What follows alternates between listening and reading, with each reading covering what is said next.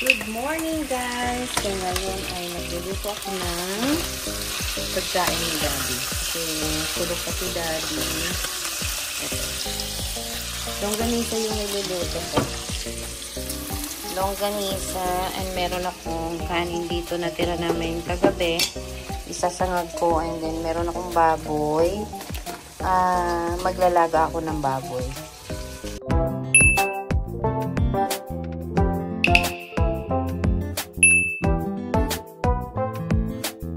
Alam nyo guys, hindi talaga ako marunong magluto nung dalaga pa ako. As in, wala talaga ako kaalam-alam. Nag-high school ako, lumaki akong si mama lagi yung nagluluto kasi sa City Hall, tinitipid namin yung tubig. Naalala ko dati, kapag kumikilos kami sa kusina, gusto ni mama na siya na lang yung gumagawa kasi tinitipid namin yung tubig doon. And then, ang alam ko kasi dati is 2 pesos dati yung 1 galon na tubig. So, tinitipid namin talaga yun. Binibili namin yung tubig dati. So, kaya hindi talaga ako nasanay dati na guys, magluto. Ngayon lang ako. And then, lagi ko lang, pag may gusto ko lutuin, tinitignan ko lang sa YouTube lahat. Hindi talaga ako expert. But, napag-aaralan din pala talaga kapag may asawa ka na at saka pamilya ka na. So, hindi ako naniniwala ng mga sinasabi dati na wag kang mag-asawa ng mga na hindi marunong magluto. Mapag-aaralan. Hindi totoo yun. Scam yun dati. Yan na guys. Malapit na masunog.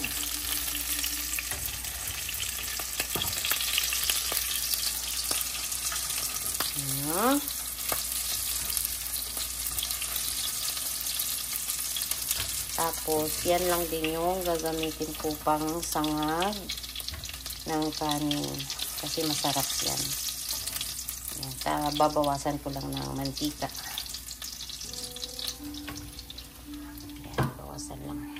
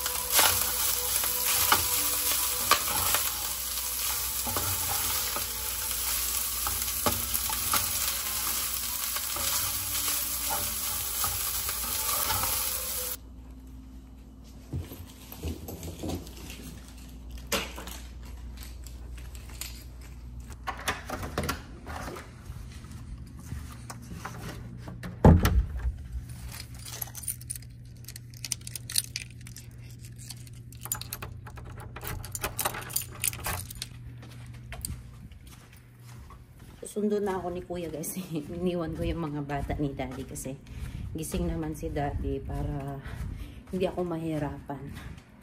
Para hindi ako yung ibababa ko pa sila. So, yeah. Ako lang yung umalis. Kasi saglit lang naman eh. Anong oras na ba? Parang 3 o'clock na yata. So, 5 minutes drive. So, siguro mga 3:15, 3:10 nandun na ako. And mamaya dadalhin ko sila sa park kasi ilang araw na silang nakakulong sa bahay. And si Daddy kasi magtatrabaho siya. So, para bago kami matulog, pagod na yung mga bata. Makakatulog na sila mamaya. Pupunta kami ng park mamaya. And sa wakas guys, malapit na bakasyon. Magbabakasyon na yung kuya namin. And yun pala, nag-email na yung Holy Cross kanina. In-explain nila. Kaya pala, mahal yung babayaran namin na tuition kasi kasama na pala yung mga school supplies. Kasi dati kasi hindi pa kasama yung school supplies. Kaya mura yung tuition dati. Pero, mahal din kung namamahalan din kami kapag binibili namin separate yung school supplies kasi mahal yung mga school supplies. And yun lang ang kagandahan kapag kasama na yung school supplies. Kasi syempre, alam mo yun, magkakatugma na yung mga gamit ng mga bata. Sila na lang ang bibili ba. So, yeah, kaya pala. Nag-usap kami ni Daddy kanina. Hindi pa nag-email yung Holy Cross. Kaya sabi ko, Daddy, bakit kaya ang mahal na ng tuition sa Holy Cross? Bigla namang tumalon ng 2,000 ka ako. Kasi nung pagdating namin, naalala ko kasi 900 plus lang yung tuition ni Ethan. Tapos, nung yung pagka grade 1 niya, ang tuition ni Ethan nun is 1,2 lang. Tapos nito, biglang jump ng 2,000. So sabi ko, bakit kaya ganun? Tapos, maya-maya, nag-email yung school. Tapos, in-explain dun kung bakit nga mahal yung, kung bakit mahal yung, hindi pala. Yung daw, yung sa tuition daw, kasama na yung mga school supplies. Kasi nag-aabang kasi ako na mag-email sila sa akin nung list ng school supplies. Kasi dati, nagsisend yan sila ng mga list ng mga school supplies na bibilhin. Kasi yun ang kailangan sa school. So ngayon, hindi na siya sinabi doon na yung school supplies to ng mga bata is kasama na doon sa tuition. So hindi na namin po problemahin yun. Pero niremind kami na kailangan na bilhan ng uniform yung bata kasi syempre pagpasukan na is marami ng mga bumibili ng mga uniform, baka daw malate yung mga delivery, so mga ganon. So meron pa namang uniform si Ethan dito na kasya pa sa kanya, though may iksi na yung ibang mga pantalon. Kaya sabi ni Daddy is bibili na lang kami sa susunod na araw ng uniform niya na medyo mas malaki ng kaunti na para extra allowance na sa laki niya. So yeah, let's go na. Alis na tayo kasi malilate tayo ni Kuya. So yun pala guys, yung tripod ko, ala pa talaga. Ginagamit pa din namin dun sa Ginagamit pa namin dun sa projector.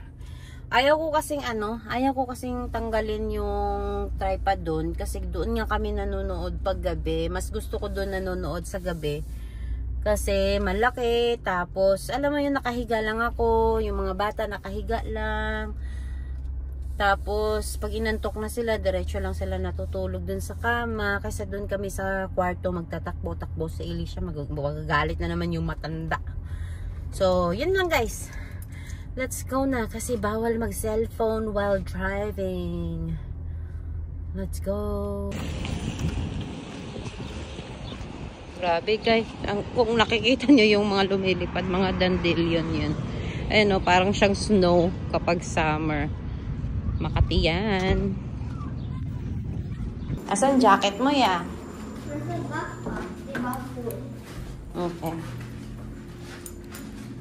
Itim ka na o. Ano yan? What did you eat? Itim mo na. Ang itim mo na. Ko, ang pogi mo.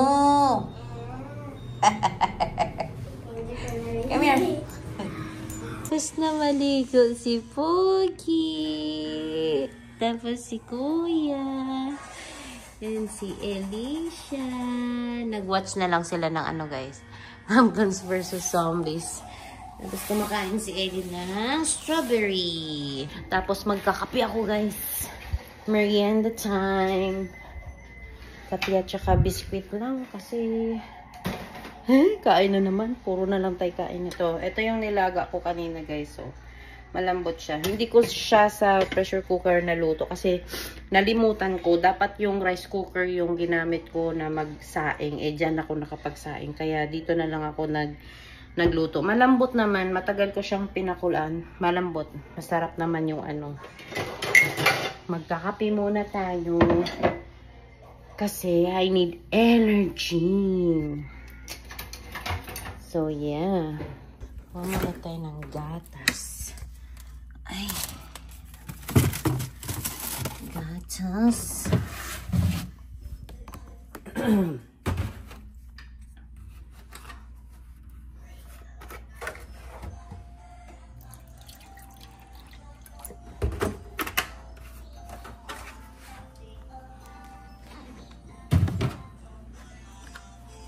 Ewan ko guys, ako lang ba yung may gusto ng sobrang init yung kape ko. Eh, malamig yung fresh milk. Kaya, iniinit ko siya ng 30 seconds. Ay.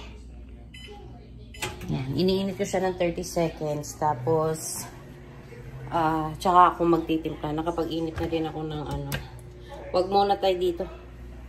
Hindi muna ako mag-brew. Minsan talaga tinatamad tayo mag-brew. Meron naman ako ditong ready to na.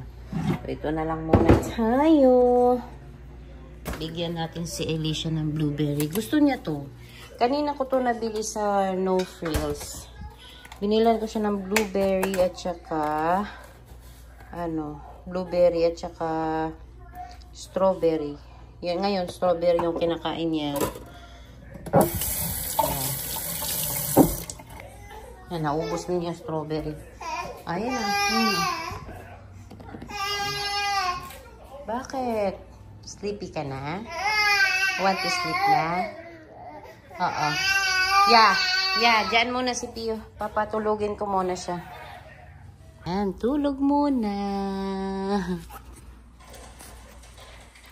So, mamaya na lang ako magkape, guys. Patulogin ko muna si Pio kasi inaantok siya. Ang sarap ng tulog nito lagi kapag pagkatapos niyang maligo. Ayan. Patulugin ko muna siya kasi mag-iiyak to. Kanina pa to siya inaantok. Ayaw niya matulog ng mahimbing kapag hindi siya nakakaligo. Nasanay na kasi sila na laging naliligo araw-araw. Eh, hindi ko sila mapaliguan sa umaga. Gawa nga ng kailangan naming maging tahimik. Kasi natutulog si daddy. Yung kwarto kasi namin malapit siya sa CR. So kapag maingay kami sa CR, nagigising si daddy. Kaya hindi ko sila pinapaliguan ngayon sa araw. Next week kasi pangumaga na naman si daddy. So maaga ko na naman sila mapapaliguan. Mahimbing na naman tulog nilang dalawa ni Alicia. Ewan ko guys, kung mga anak ko lang ba yung ganito na laging gusto maligo araw-araw. Naiinitan yung katawan nila kapag hindi ko sila napapaliguan sa isang araw. I see. Tuwan-tuwa. Duyan ng duyan. Si Pio ay popogi. Nagbathtub pala sila guys. Pinaliguan ko silang tatlo sa bathtub ng siguro mga 10 minutes din yun. Or 5 lang ba. Saglit lang kasi, ang advice kasi sa akin ng pediatrician nila is, pwede silang mag-bathtub pero saglit lang. Hindi matagal kasi baka lalala daw yung eczema nila. Bawal daw yun na sobrang mababad sa tubig. So, saglit ko lang sila binabad. Tapos nilagyan ko lang sila ng gamot nila pagkatapos maligo. Yung parang ointment, nilagyan ko lang para hindi lumabas yung mga eczema nila. Summer naman, hindi naman sila naglalabasan gaano kapag summer. So, okay lang yun. Alam nyo guys, ang hirap talaga kapag breastfeeding. Lagi ako nagugutom. Kada dede ni Pio para akong nauuhaw, para akong gustong kumain ng kahit ano.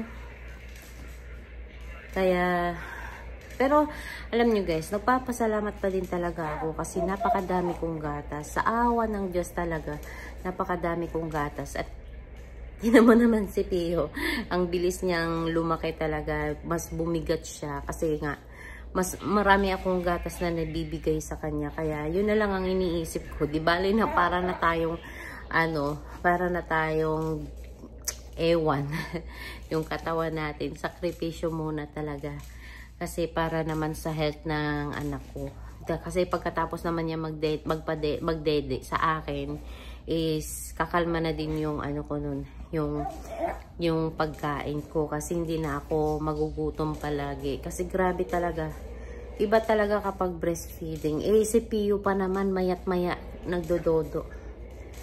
Malakas magdodo ang lalaki guys. Kaya kailangan ko ng maraming gatas sa kanya. Kasi kapag wala akong gatas sa kanya, mag-iiyak ng mag-iiyak. Hindi pa namin siya na-mix kasi hindi pa kami nakahanap ng magandang gatas na yung magugustuhan niya. Kasi nga ayaw niya yung lasa ng Enfamil. So, sabi ko kay daddy na ano na muna, yung breastfeed ko muna kasi marami pa naman akong gatas na maibibigay sa kanya. Kasi totally, sa ano naman, pagka 1 year naman niya, ililipat na din namin siya sa nido. Magninido na siya. And dito kasi guys, bawal pagka 1 year is hindi na sila pwedeng uminom ng gatas ng lagpas 24 ounce. So dapat na limit na yung gatas nila. More on solid na dapat. So ganun dito. Ay hindi ko alam kung 1 year. Basta pagka 6 months, pagka kumakain na sila, hindi sila dapat bigyan ng maraming gatas kasi nga nasisira daw yung iron something sa katawan nila. So yun, dapat less na sila sa gatas. And more water, more solid, more pagkain talaga. Pagkain na talaga. Si Pio kakain na siya next month. So, okay na yun. Tapos na ako maligo. Let's eat strawberry. Let's eat strawberry as I like strawberry, blueberry. Say hi everybody. Watch our vlog today. May upload si Mami na vlog. Fresh na ako. So, yun talaga guys, kung nagtataka kayo kung bakit binago ko yung pangalan ko dito sa YouTube. Kasi meron akong mga kapangalan na mga vlogger din dito sa YouTube. Kaya binago ko na siya na unique naman yung pangalan ko na yung 2 names ko, Desiree Dawn. So, yun na yung gagamitin ko. Kasi meron akong mga kapareha na mga vlogger. Mas malalaki na yung mga nila, mga subscribers. So, yeah, ako na lang yung mag-adjust. Marami kasing marami akong mga ka-apelido, yung apelido ng asawa ko. Marami kasi. So, yeah, kung yung Don lang naman yung gagamitin ko, meron din. Marami din akong kapangalan. So, yung 2 names ko na lang. Just call me Desiree Dawn. So, yeah. Kaya binago ko. Sabi ng asawa ko, ano ba yan? Pabago-bago ka ng pangalan sa YouTube mo. Sabi ko, okay lang yan kasi wala pa naman akong silver button. Wala pa naman akong silver button. But goal ko yun. Goal natin yun na magka-silver button. Pero ewan ko, after 10 years pa siguro nakaka-vlog-vlog ko dito. So, yeah. Hindi pa din natutulog si Pio, guys. Gutom na ako. Ayan, tumagilid na siya. Pero inaantok na siya. Hi. Hi. What do you want? Are you still full? Parang may pabango. Kay daddy yata yun. Yan, ginamit. Anong water? Ba't kinuha mo yan? Oh. Kay daddy yan. Bakit mo kinuha yan? Pabango ni daddy yan. Na, lagot ka. Itapon mo yan. Tubig na yan. Pabango ng daddy nila, guys. Ala, itan yung oatmeal mo!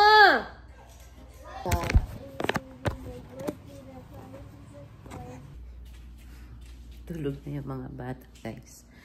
Ngayon, kakain ako kasi hindi pa ako nag-dinner. Pero nakaligo na ako. Yeah, late ako kumain kasi nga late din ako nag-lunch kanina. Tapos ngayon pa ako kakain. Alas 9 na yata. Yeah. Yung kakainin ko, ito lang. Yung niluto ko kanina na nilaga. So, let's eat. Let's eat. Sila mama, nagtatanong sila, bakit maliwanag pa kami? 9 PM na, maliwanag pa talaga kami. But ngayon kasi medyo mausok ulit kami, kaya medyo makulimlim na siya. Pero mamaya-maya pa yan. Mga 10, medyo maliwanag pa yan. Lalo na yan pag pag summer na papunta. So, tinan mo guys, oh. Tinapon na naman ni Elisha yung mga gamit. Ay, naku, tong batang to. Napakakulit. Bukas ko na yun, kunin. Hindi naman yan malalaglag dyan kasi hindi naman mahangin. So, yeah. Maraming salamat sa mga nanood ng live ko kanina. Pinadede ko lang si Pio. Tapos ngayon, liligpit ko muna kasi hindi ako mapakali kapag hindi ko ito mahuhugasan ngayong gabi. Ewan ko, ayoko talaga na merong hindi nahuhugasan. Kaya, ligpitin muna natin bago ako matulog. So, wait lang, paano ba to? Ibabalik ko na. Yan, maghuhugas muna ako. Tapos, charge ko na yung phone ko. Kasi, nalobat. Ang saya pala mag-live. Kasi at least, nakakausap ko kayo mga followers ko. Like, thank you. Thank you so much. Kasi marami-rami na pala kayo na nagsusubaybay sa kaguluhan namin dito sa bahay. Chaotic day for mommy and my kids. But alam nyo guys, mas gusto ko na i-document ko lahat ng mga kagaguhan namin dito sa bahay or mga kaguluhan. Kasi papakita ko sa mga anak ko yan paglaki nila. Kung gaano sila kalikot, kung gaano nahihirapan si mami, alagaan sila. Pagtatawanan namin yan pag malaki na sila. So yeah, ayan. Maghuhugas muna ako, tapos tutulog na ako. So, thank you for watching our vlog, and don't forget to subscribe, like, and share our video. And maraming salamat talaga sa panonood nyo sa amin, sa mga silent viewer ko. Maraming salamat. And then, baka mag-live ako ulit bukas kasi nagustuhan ko siya. Nagustuhan ko siya. Wala kasi akong kausap dito sa bahay kapag may work si daddy. So, yun. Mas maganda pala na nagla-live ako. Nagdadaldal ako na nagdadaldal. Meron akong kausap. So, yeah. Napahaba na. Dumaldal na naman ako. Napahaba na naman yung ano ko. So, maraming salamat and good night. See you to my next vlog. Bye!